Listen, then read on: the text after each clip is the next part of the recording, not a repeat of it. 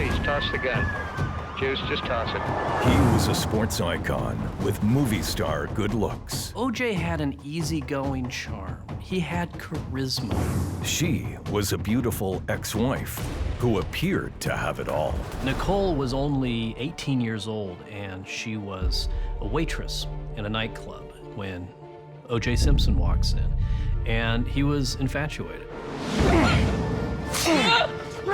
The gruesome double homicide leads to an infamous car chase. This is AC. I have OJ in the car.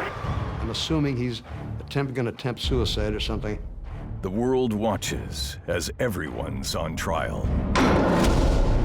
I get personally upset when someone accuses me of planting evidence. And it's up to a determined detective to sort out the truth from the drama. The DNA evidence in this case was very clear. We only had 3 people involved, 1 suspect and the 2 victims. Who killed Nicole Brown Simpson?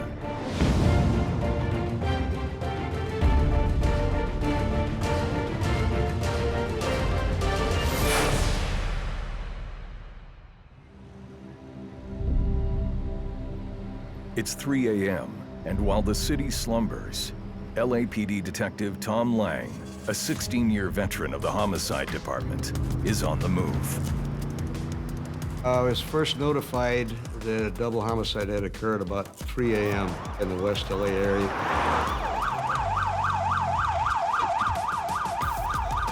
In the wealthy suburb of Brentwood, police have discovered 2 bodies in a pool of blood.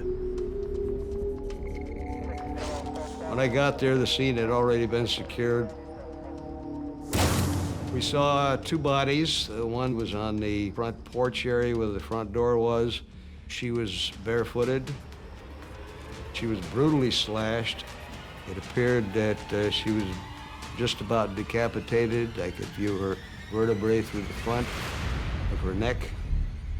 The female victim is 35-year-old Nicole Brown, OJ Simpson's ex-wife, and the mother of his children. To Nicole's right, Lange sees a second body. He had defense wounds on his hands, as if to defend things off. Lange finds a driver's license in the man's wallet.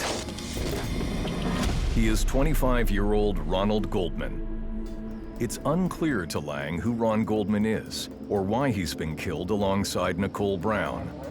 But the crime scene is littered with clues. There's a glove, a left-handed glove. We were also showing other evidence there, like a knit cap. There's a pair of prescription glasses lying there, which was of great interest. How the envelope and glasses got there is a mystery, as is the identity of the killer.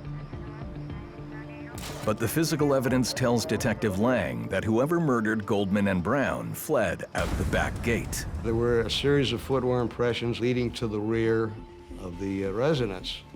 Just as Lange's investigation gets underway, TV cameras appear at the scene.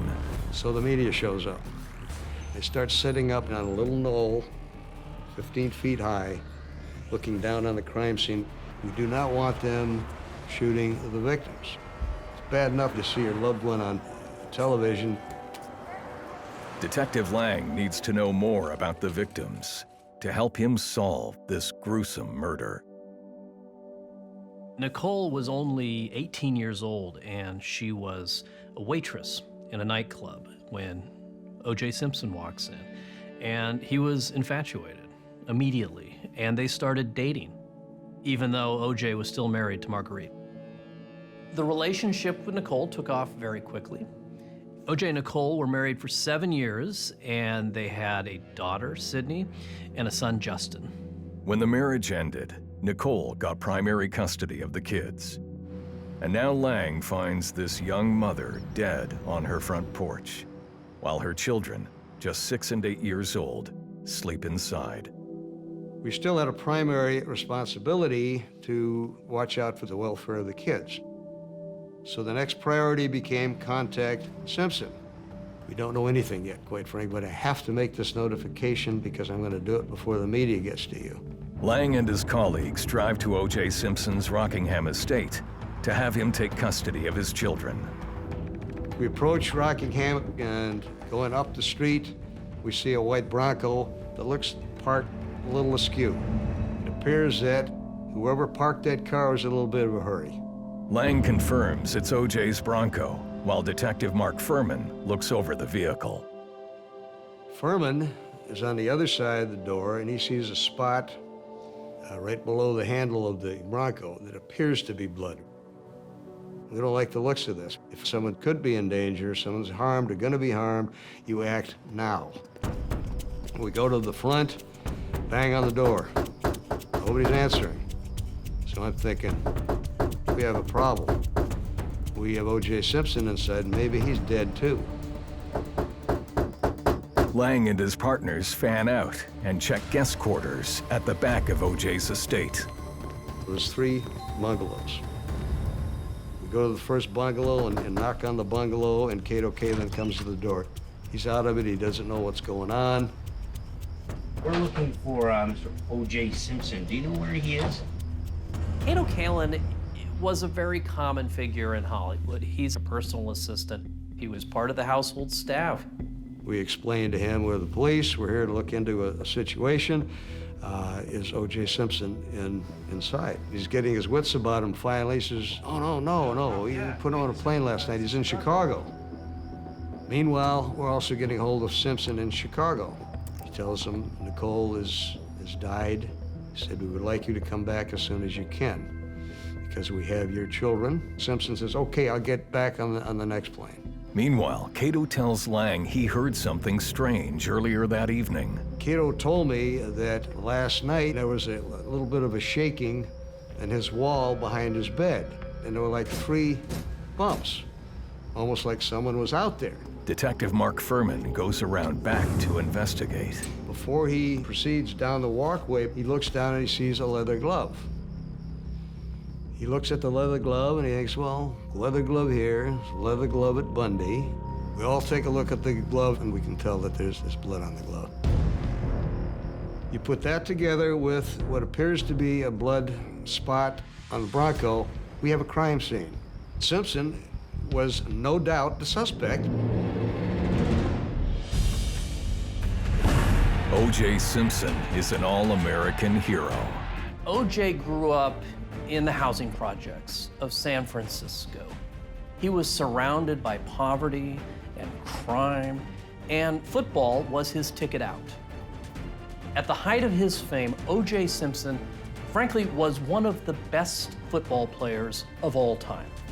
I watched OJ Simpson as a kid. I used to love him as a ball player. And he transcended sports. He was one of those first sports figures who was able to cash in on his gridiron fame and become a TV pitchman.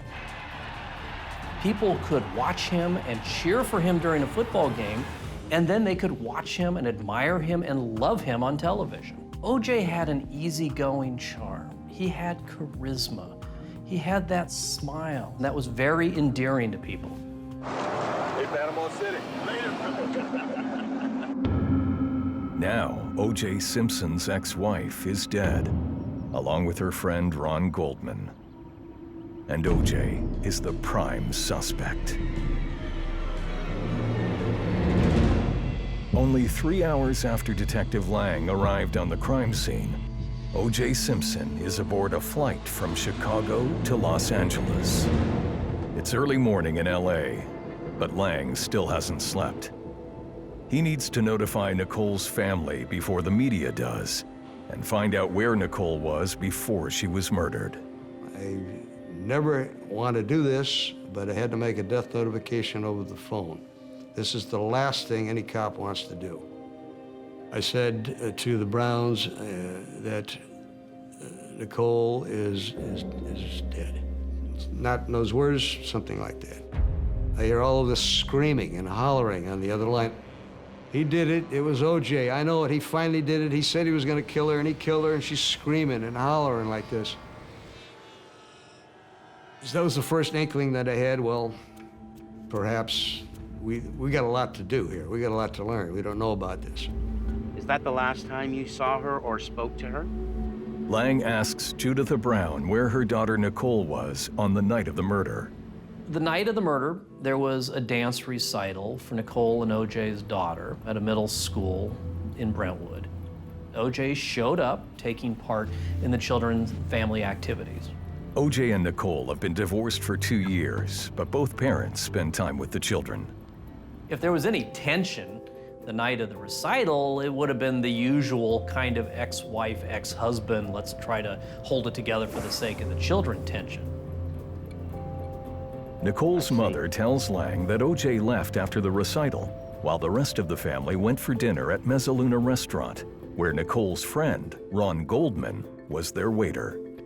When dinner was over, they left the restaurant, and apparently Judita, Nicole's mom, dropped her eyeglasses in the street, like right off the curb, and Nicole had called the restaurant to ask if they found him. Ron is there, he's about to get off. He says, I'll take care of it. Goldman heads straight to Nicole's condo after work, where Nicole has run a bath and is waiting for him. Ron and Nicole, at the very least, were friends. That has been established. There are lots of people that have tried to link my brother and Nicole up and create some kind of romantic involvement between the two of them, because Nicole's house, when the police arrived, there was a tub full of water and candles that were burning, and she was not married. My brother was not married. They were both of consensual age. At 10:45 p.m., Goldman arrives at Nicole's home. My brother walked into what we believe was Nicole being attacked, and my brother stayed to fight and try to save his friend. Goldman was stabbed several times, slash wounds to the neck. There were 4 fatal stab wounds to Goldman. The bloody envelope was the envelope with the glasses in it. My brother had them in his hands. Now, 25-year-old Ron Goldman is dead. My brother, Ron, 3.5 years older. He was very protective, always looking out for me. My dad just blurted out that Ron died, and I remember just kind of falling to the ground and kind of like in this spiral, and I don't know if I screamed out loud or if I just was internally screaming. I don't really remember. The nature of Ron and Nicole's wounds tells Lange the killer knew his victims. These victims were slashed numerous times, stabbed numerous times, one almost decapitated. This is something very personal. But why was Ron Goldman killed? Was he an accidental victim? Or was he targeted alongside Nicole?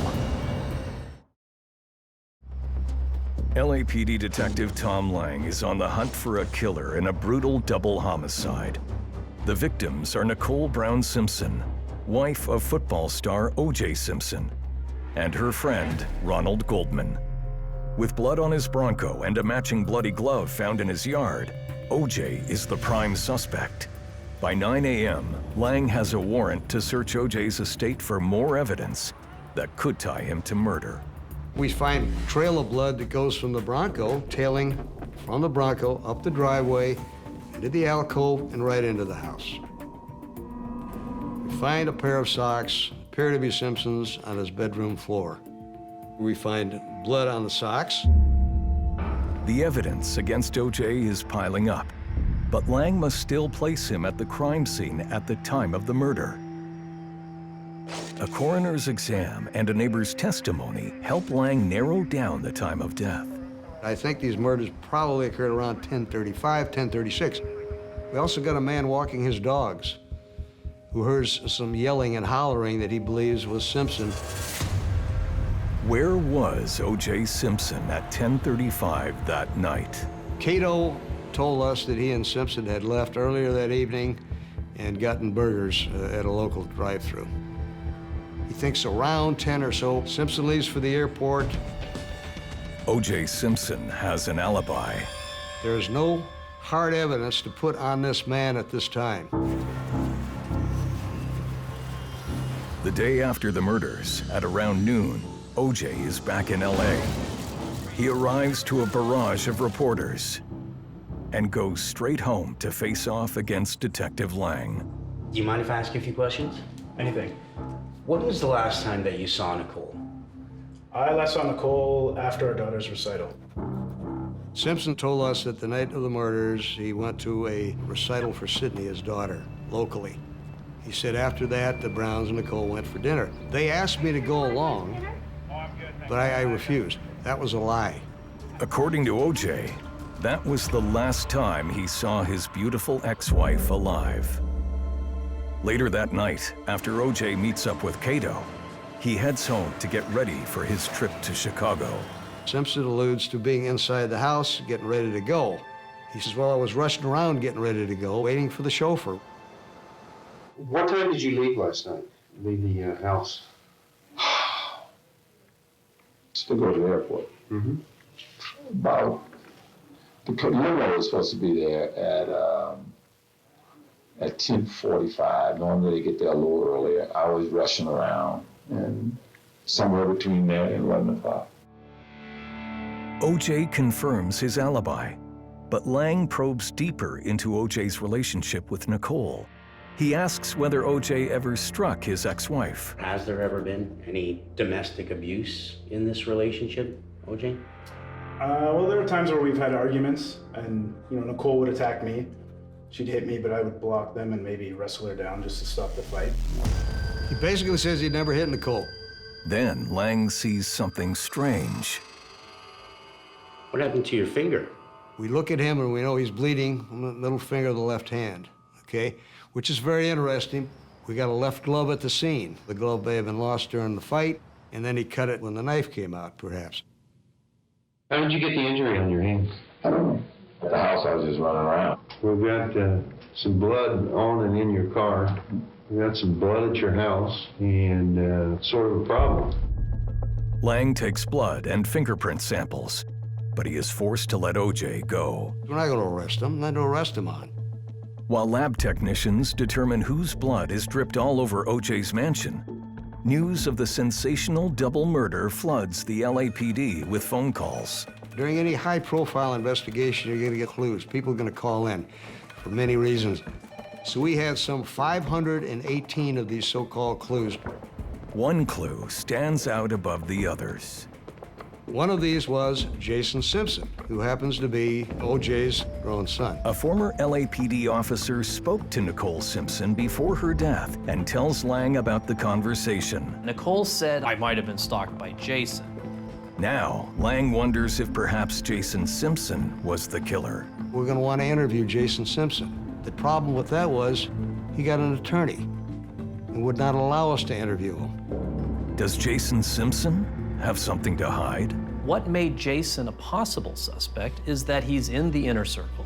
He's a family member. You always start with those close to the victim. At the time of the murder, OJ's son Jason is a 24-year-old chef at Jackson's restaurant in Los Angeles. He is a troubled young man. It's understandable why people might be looking at Jason Simpson. This is a man who had a criminal record for assaultive behavior. 2 months before the murders, Jason dragged his girlfriend out of her car and attacked her. He, started to strangle a girlfriend. This is stuff consistent, I suppose, with carrying out the ultimate act of murder. But for Lange, questions remain. Even if Jason has a history of violence, why would he attack Nicole? Jason was the son from the first marriage. And then along came the second marriage and the younger and prettier new bride. And then along came these other kids. So it would not be uncommon to look at him and wonder, did he have any anger, resentment, frustration, whatever, directed toward Nicole? Detective Lange discovers that on the night of the murders, Nicole may have triggered Jason Simpson's rage. He was expecting Nicole, after her daughter's dance recital, to come to his restaurant, but Nicole then changed her mind and went to Mezzaluna. She kind of stood him up that night. So some believe that maybe he was upset. Jason Simpson has been diagnosed with intermittent explosive disorder, a condition that predisposes him to violent outbursts. He was mentally ill. He was taking medication, and so maybe he had, like a little breakdown and killed her because of it. Lange checks the crime scene for evidence Jason was the killer. This is with a knife, so this is a very personal killing. When you're looking for suspects, you're looking for somebody also who has access to a weapon. He was a chef, he had a collection of knives. Jason still won't talk, but Lange's investigators question his colleagues at Jackson's restaurant. A coworker knows Jason wears size 12 shoes, the same size as the bloody footprint Lange found near Nicole's body. Well, we're looking for a size 12 suspect. Detective Lange considers the unthinkable. Perhaps Jason Simpson murdered his father's ex-wife. Hey! Los Angeles homicide detective Tom Lange is investigating an explosive double homicide. The ex-wife of football great OJ Simpson has been found dead, with her friend Ron Goldman. Detective Lange wonders if OJ's son, Jason Simpson, was the killer. Jason is O.J. Simpson's child from his first marriage. And so he had a little bit of a jealousy because his father had started another family and had small children. He was a chef, and he was expecting Nicole, after her daughter's dance recital, to come to his restaurant. But Nicole then changed her mind and went to Mezzaluna. Even if Nicole's change of plans upset him, Jason's colleagues say he can't be the killer. Jason had a very strong alibi. During the background of Jason Simpson in our investigation, we found out he indeed was working that night at Jackson's restaurant. After work, Jason's girlfriend drove him home, where they spent the evening watching television. There is not one bit of evidence that shows Jason Simpson can be tied to these murders. There's no hard evidence, period. For Lange, Jason Simpson is an investigative dead end. But until blood and DNA results are complete, there's no hard evidence against O.J. Simpson. Carl Douglas, one of Simpson's lawyers, says O.J. could never hurt the mother of his children. I can't fathom that O.J. Simpson would have ever left her mother's body when O.J.'s daughter, sleeping upstairs, could have come downstairs to find her mother's body. I don't believe for the life of me that a father would ever do that. Lange. LAPD homicide detective Tom Lange gets a string of new tips saying someone else committed the murders. Yeah, there's a claim that drug dealing was involved. One name keeps coming up: Faye Resnick. There are some tips about Faye Resnick, who was a close friend of Nicole's. Obviously, we follow up on this, and Faye had a known problem with narcotics. Faye Resnick met Nicole Brown soon after Nicole and O.J. Simpson divorced. After the divorce, Nicole really kind of went wild, and she started having the life that she never had before because she married so young and had children so young. And Nicole really pushed it, and she was partying, and she was allegedly into drugs, and she was hanging out with a new group that included Faye Resnick, who was a runaway freight train with, horrible personal life and a raging drug problem, and she was crashing on Nicole's sofa just days before the murders. Resnick stayed at Nicole's condo for 5 days and left just before the murders. On the Thursday before the Sunday death, Nicole Brown Simpson and Faye Resnick's family and friends gathered at Nicole's house and had an intervention for Faye on that day. Detective Lange must investigate whether Faye's drug problem attracted dangerous people to Nicole's front door. An early theory was that Nicole was attacked by Colombian drug lord hit people, and that perhaps these drug hitmen were out looking for Faye Resnick, who had been living with Nicole, stumbled upon Nicole and murdered her in the very telltale fashion of the Colombian drug lords. The cut around Nicole's neck is a deep crescent-shaped wound, what drug cartels refer to as a Colombian necktie. Colombians were known in the drug trade when someone might be suspected of being a snitch to cut their neck and to use their tongue and put it through the opening of their neck. And that was called a Colombian necktie. Were Nicole and Ron Goldman killed by a group of hitmen? There was a witness that we had learned about that had been around the area of Bundy around the time of the murders, that had seen several men running away with knit caps on their heads. Yeah, there was a claim by someone that drug dealing was involved and they observed people running from the scene. This was never substantiated. And Lange says the evidence shows that there was only one killer.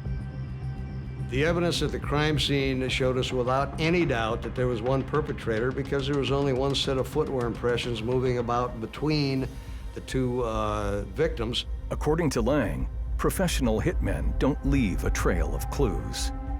This case did not fit anything, profile of any kind of a robbery or a drug hit or anything like that.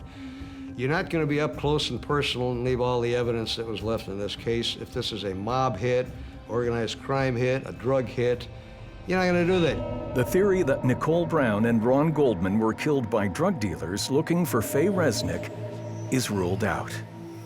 We truly ruled her out and anyone else out, lack of evidence. Supposition is not evidence. Okay? We don't follow what somebody says. We follow the hard evidence.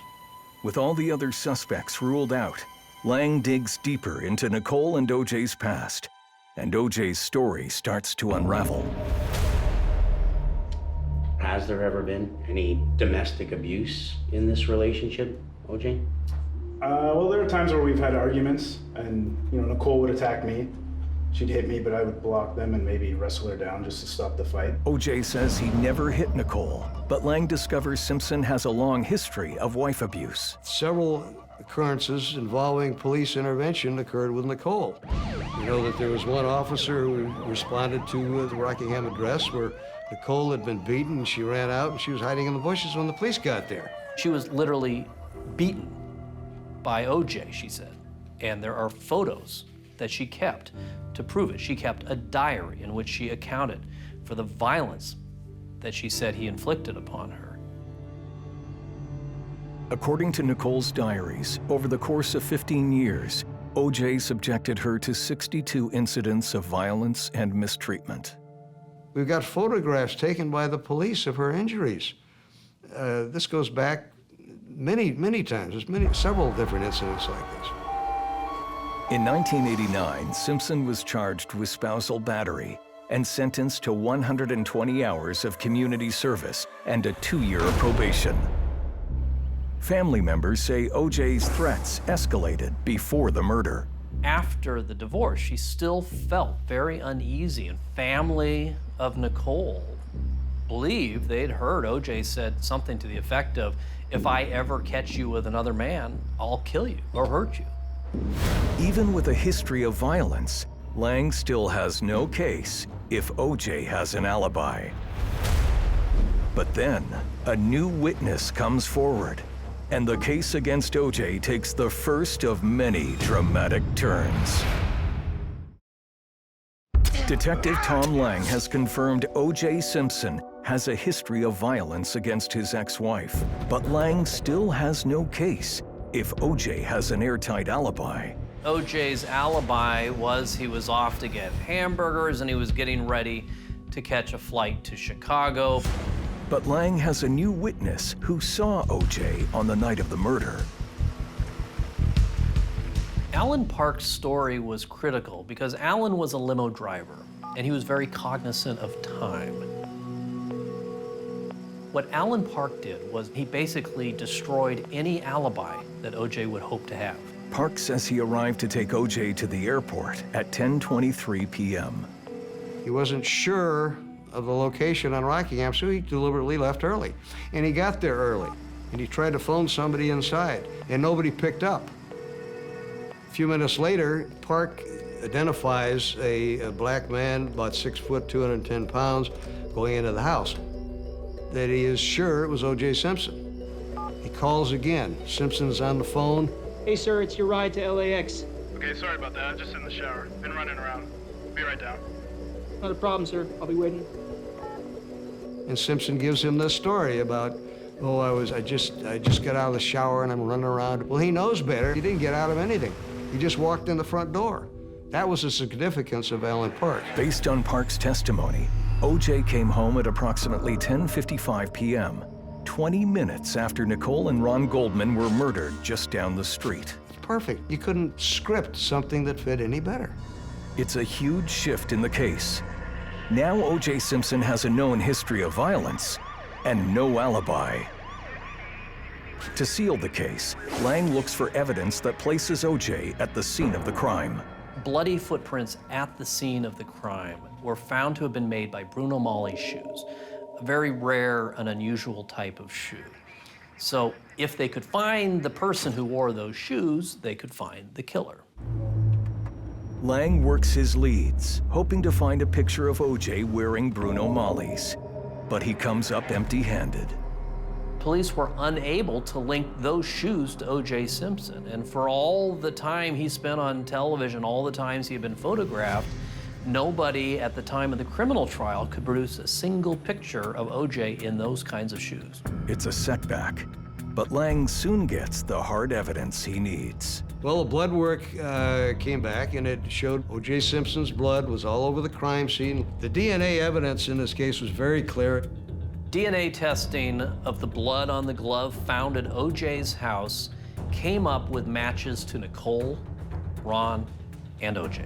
We find a pair of socks, appear to be Simpson's, on his bedroom floor. We find blood on the socks, Nicole's blood. DNA evidence on the socks in his room was all from Nicole. We only had 3 people involved, 1 suspect and the 2 victims. That was the only DNA involved in all of this blood, period. The DA's office writes a warrant for OJ's arrest, but instead of apprehending him, police ask OJ to surrender himself at LAPD headquarters. I have an official announcement from the Los Angeles Police Department. O.J. Simpson's surrender was this typical celebrity moment. The police were going easy on him because he was famous. He was to turn himself in the following morning after the case was filed. Instead of turning himself in, Simpson goes on the run. He flew the coupe, got in the Bronco with A.C. Callings at the wheel, and started driving toward Mexico. I was in the office when this happened. I saw it on our television up on the wall. So the Orange County Sheriff spotted the car, and to say they went in pursuit, 20-mile-an-hour pursuit, which is very slow for any pursuit, let alone the freeway. First information is Simpson has a gun. He's put it to his head, he's waving it around. You got a gun, you gotta assume it's real. You gotta assume it's loaded. Now you assume he's gonna use it. I'm assuming he's gonna attempt suicide or something. How's it gonna play out? The spectacle captivates the nation, with 95 million people tuned in. This thing became a surreal, bizarre incident with people cheering on the side of the freeway and signs, "Go Juice, go." For some, it's entertainment. For others, it's just another example of police racism. The murders happened 2 years after the Rodney King verdicts, and the city erupted into riots. Los Angeles was on edge still, and there was a huge racial divide and a huge divide between the black community and the police department at the time of the murders. Here was the police coming down, unfairly treating another black man, and in this case, a famous black man. Tom Lange has only one mission: keep OJ alive. First vow I ever took was to protect and serve. So that was all that was on my mind. But it wasn't just him. How about the cops behind him? These cops aren't gonna say, please put down the gun. He jumps out with a gun, they're gonna nail him. I remember my dad and I were adamant that no, don't shoot him, because then we're never gonna know what happened. We wanted our day in court. Then, Lange makes his move. And I had a cell phone number. So I said, well, it's a stupid thing, but at least I'm doing something. I'll call it. He's not gonna have a cell. Thing rings twice, he picks up. And he sounds very tired, and he's out of it. And I said, this is Tom. What's going on? OJ, look, I can see you on the highway right now. I see you driving. Can't take this. Oh, yes, you can. Yes, you can. You got your whole family out here. My only concern during this time is the loaded gun. Because somebody's gonna get killed, and now it's on me because I'm talking to the guy with the gun. So this better work. I'm just gonna leave. I'm just gonna go with Nicole. The kids need you. Sorry to say goodbye to my kids. Somehow, Lange turns it all around and convinces OJ to go home. Everybody loves you. Don't do this. Tom Lange was the hero of the Bronco chase because Tom Lange was on the phone with OJ Simpson trying to convince him not to kill himself. I felt I did the right thing. We just got lucky. He picked up the phone. I don't know. After a 90-minute ordeal, OJ returns home, is taken into custody, and charged with murder. There's no question we have the case. That doesn't mean you're gonna win the trial. You're never sure of anything. Never. The most publicized case in modern history puts OJ Simpson and the police on trial. This was LAPD on trial. And forces one family to take justice into their own hands. OJ Simpson, one of America's most beloved sports heroes, is on trial for the savage murders of his ex-wife, Nicole Simpson, and her friend, Ronald Goldman. It's the trial of the century. You know, Americans love a good whodunit.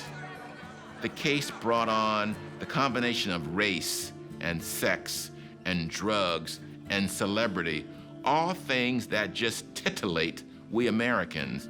For Kimberly Goldman, the case is not a spectacle. It's personal. I left my life in San Francisco. I packed up my suitcase and my cat and moved into my dead brother's room in my dad's house, and I attended court every day for 9.5 months. The prosecution tells the jury their case against OJ Simpson is airtight. OJ Simpson was a wife beater. After the divorce, the relationship continued to be difficult, and Nicole accused OJ of basically stalking her, and so she was fearful of him. Prosecutors tell the jury a trigger incident turned OJ from stalker to murderer. The night of the murder, there was a dance recital for Nicole and OJ's daughter. OJ comes a little late, and Nicole had not saved a seat for him, so some believe that he was really upset about that. I think it was Cato who suggested that OJ was not happy that Nicole was dressed in a tight little black dress. Well, OJ Simpson was obviously a very jealous man, too, and a controlling man. After the recital, OJ's frustration mounts. OJ was mad that he didn't get invited to the Mezzaluna dinner that followed the recital. That night, OJ felt humiliated. So his humiliation coupled with how great she looked, that was it for him. Later that night, after burgers with Cato, OJ pays his ex-wife a visit. And he's looking in on Nicole to see what she's up to. And the door opens and Nicole steps out. No shoes, slinky dress. What's going on? According to Lange, what OJ saw next drove him to murder. Got these here for you. She's in a slinky skirt waiting for her boyfriend. And this good-looking guy, Ron, comes up the street and goes in. You think that might trigger him? Ron Goldman's there just to give the glasses to her. If anything, that was a trigger. Hey!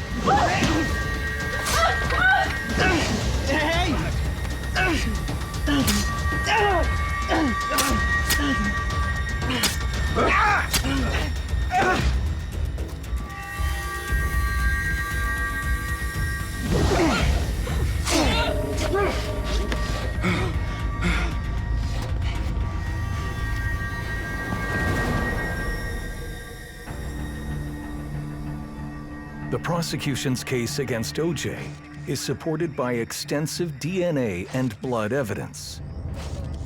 They had blood evidence. He had no alibi, he had motive, he had opportunity. They had everything against him. We were wondering if OJ Simpson, one of the most famous men ever arrested for a double murder, was also going to face the death penalty. While the prosecution's case is built on physical evidence, OJ's defense team goes after the police. The defense case was that OJ Simpson was framed by an LAPD with a long history of abuse and corruption, especially as it relates to the black community. At the heart of the OJ defense, 44-year-old homicide detective Mark Furman. It was Mark Furman who found the infamous bloody glove. His testimony is critical to the prosecution's case, but OJ's lawyers catch Furman in a sensational lie. You say on your oath that you have not addressed any black person as a or spoken about black people as in the past 10 years, Detective Furman. That's what I'm saying, sir.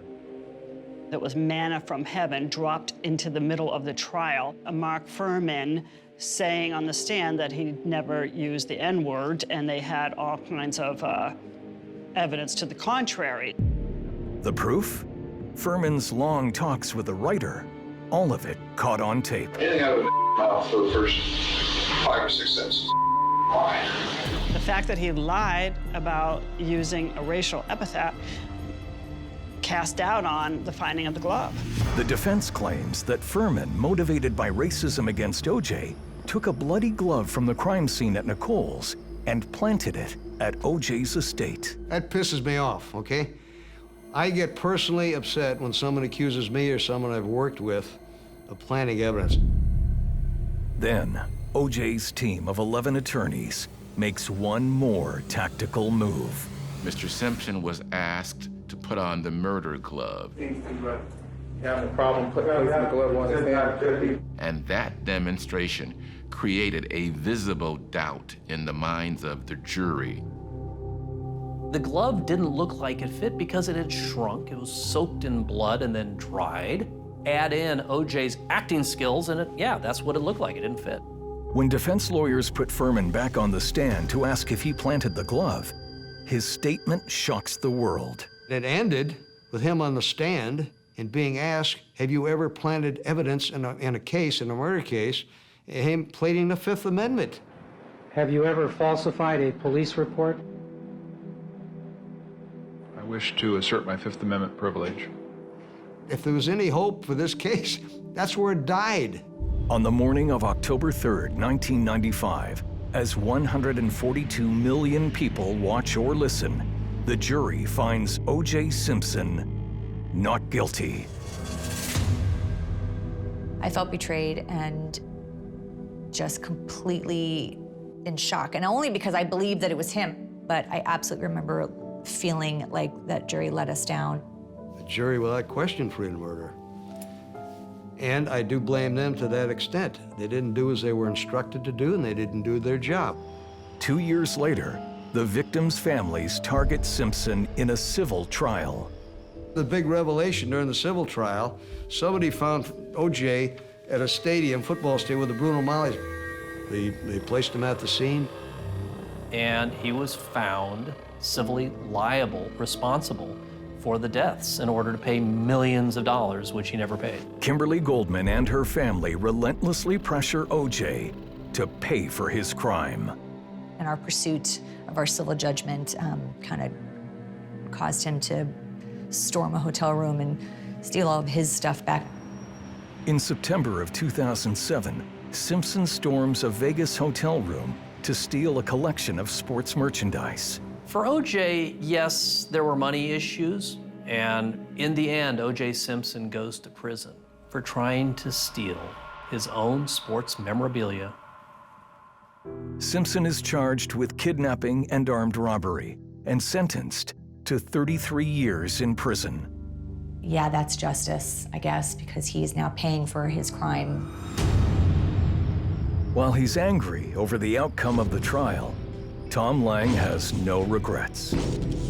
All you can do is your job, and I think we did a good job. I think we gave more than ever. We may never know for sure whether OJ Simpson killed Nicole Brown and Ronald Goldman, but the case will remain one of the greatest murder mysteries of our time.